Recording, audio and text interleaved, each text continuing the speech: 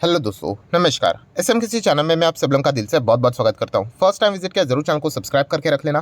Free stock market classes इस channel को भी चाहो तो फॉलो कर सकते हो, सब्सक्राइब कर सकते हो। यहाँ पर भी बेल आइकन क्लिक करके ऑल सिलेक्ट करके रख लेना। चैनल का लिंक ऊपर आई बटन पे नीचे डिस्क्रिप्शन में मिल जाएगा। सो चलिए दोस्तों, फिलहाल इस वीडियो को स्टार्ट कर लेते हैं।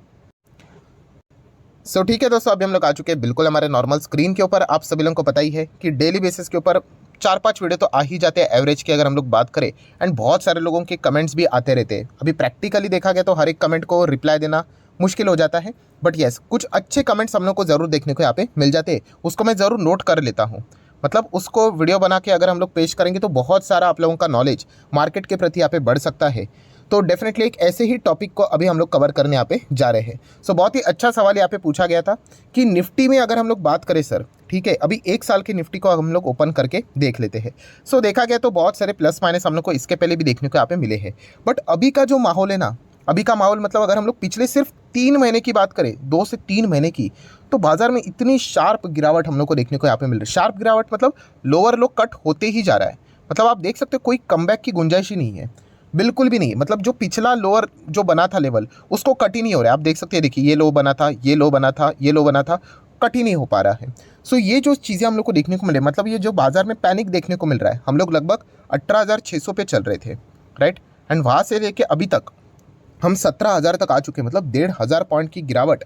मतलब अगर मैं परसेंटेज के हिसाब से बोल दूँ, 9 से 10% हम लोग टॉप लेवल से अभी गिर चुके हैं, राइट। तो डेफिनेटली ये कोई अच्छी बात नहीं है, बट डरने की बात नहीं दोस्तों। देखिए, आप शेयर मार्केट में हो, इससे अगर आपको डर लगता है तो एफडी कीजिए, सीधी बात है, राइट। पर यहाँ पे इतनी ज़्यादा हम लोग को स्टिफ गिरावट क्यों देखने को मिल रही है, ये पैनिक इतना ज़्यादा क्यों हो रहा है। एंड थोड़ा सा ये जो अभी का माहौल ग्लोबल मार्केट में भी जो बन रहा है, वो निफ्टी के लिए भी क्यों ज़्यादा खतरनाक बनते जा रहा है, वो मैं आपके सामने यहाँ पे रखना चाहूँगा, राइट। एंड अगेन कह रहा हूँ दोस्तों, ये कोई पैनिक की बात नहीं, मेरा भी पैसा यहाँ पे मार्केट में ही है यहाँ पे, राइट। तो बट जो चीज़ है उसको तो कोई टाल नहीं सकता, वो तो एक्सेप्ट तो करना पड़ेगा, फाइन। दोस्तों आप देख सकते हो, देखिए निफ्टी की अगर हम लोग बात करें तो ये है निफ्टी के प्लेयर्स मतलब अलग अलग sector, bank, auto, finance, FMCG, IT, media, metal, pharma, सरकारी bank, private bank, real estate, ऐसे बहुत सारे आप लोगों को सेक्टर देखने को मिल जाएंगे। आपको पता भी होगा कि इसके पहले भी 2018 की अगर हम लोग बात करें, ठीक है, कौन सा सेक्टर में ज़बरदस्त डिस्टर्बेंस देखने को मिला था, सेक्टर तहस तहस हुआ था। मतलब उस सेक्टर के स्टॉक्स 50-60% तो यूं ही गिरे थे, राइट। 2018 की अगर हम बात करें तो आपको पता होगा ऑटो सेक्टर, बहुत सारे सरकार ने पॉलिसी बदली थी। सबसे पहले शुरुआत हुई थी लोडिंग कैपेसिटी से रिलेटेड।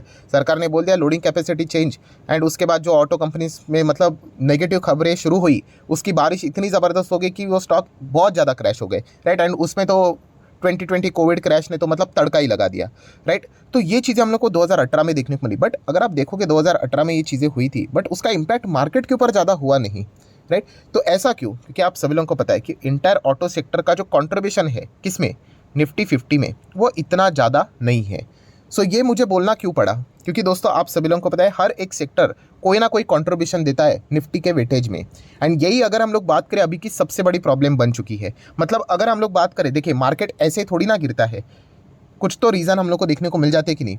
आप सभी लोगों को ये तो पता है कि विदेश में किस सेक्टर में प्रॉब्लम है, बैंकिंग सेक्टर में प्रॉब्लम है।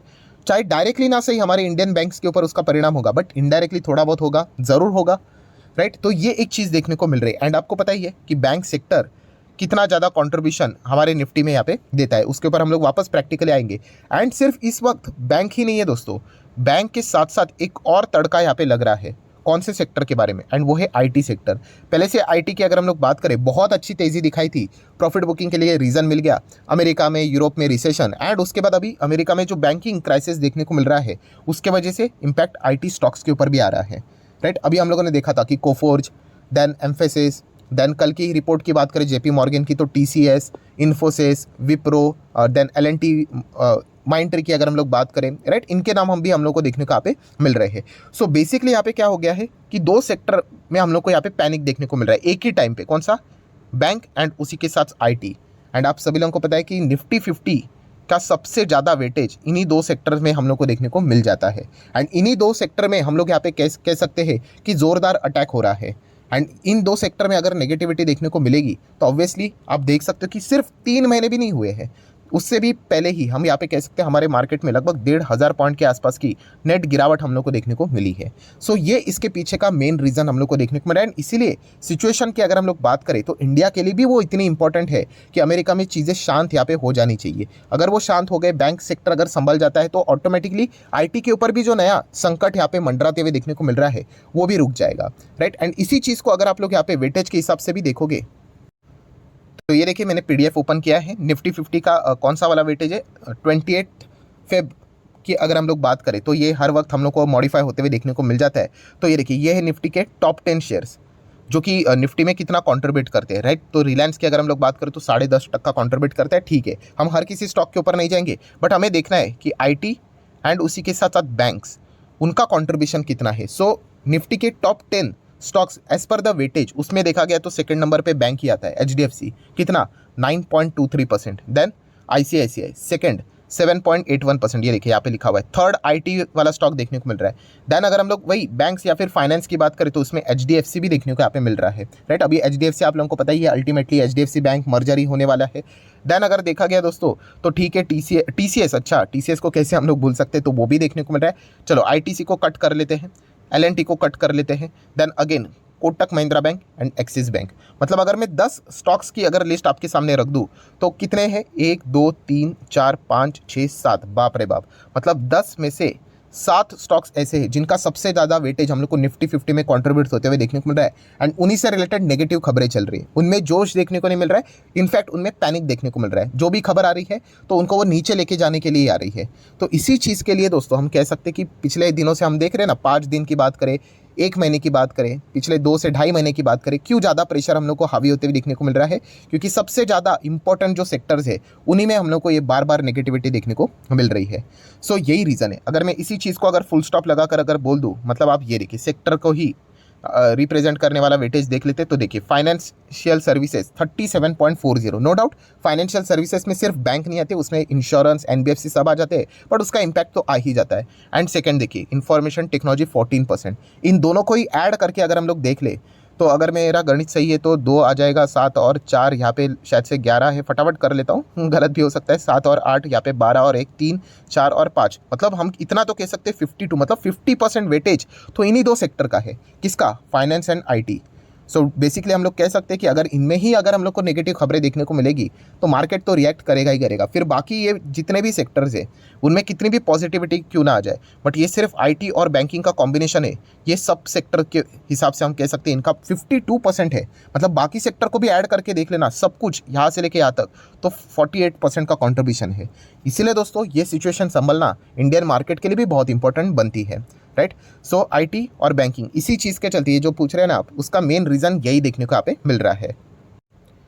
इसीलिए दोस्तों अगर आप देखोगे ना कभी भी थोड़ा सा ऑब्जर्व कर लेना कि बैंकिंग सेक्टर की बात करें या फिर आईटी सेक्टर की बात करें, उसमें भी आप लोगों को अच्छा खासा इंस्टीट्यूशनल इन्वेस्टर का कंट्रीब्यूशन देखने को मिल जाता है। क्यों इंस्टीट्यूशनल इन्वेस्टर उसमें पैसा लगाते, थोड़ा सा दिमाग लगाइए।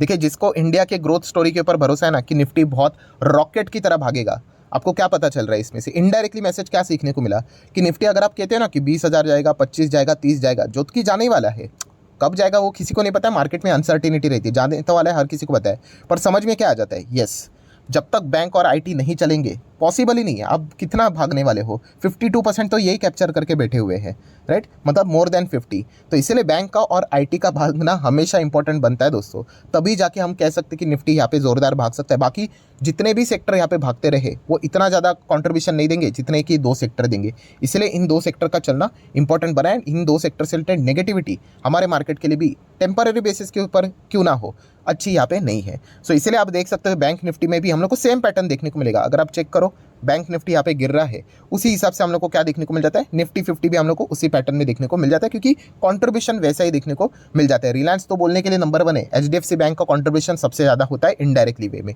ये देखिए ये दोनों चार्ट पैटर्न, क्या आप बता पाओगे कि निफ्टी कौन सा है और बैंक निफ्टी कौन सा है, राइट। बिल्कुल सेम हम लोग को चीज़ें चलती हुई देखने को मिल जाती है। अगर मैं इसको 6 महीने का कर दूँ तो देखिए पैटर्न देखिए बिल्कुल सेम यहाँ पे चलता है। ये मैं क्यों बता रहा हूँ, क्योंकि बैंक्स के ऊपर अगर कोई आपत्ति अगर होगी तो निफ्टी में भी वही आपत्ति हम लोगों को पास ऑन होते हुए देखने को मिल जाएगी। 1 साल का डेटा खोल ले तो ये देखिए, मतलब पैटर्न आपको सेम रहेगा, कभी 19-20 यहाँ पे होगा, कोई थोड़ा ऊपर कोई नीचे, बट पैटर्न देखिए बिल्कुल सेम है।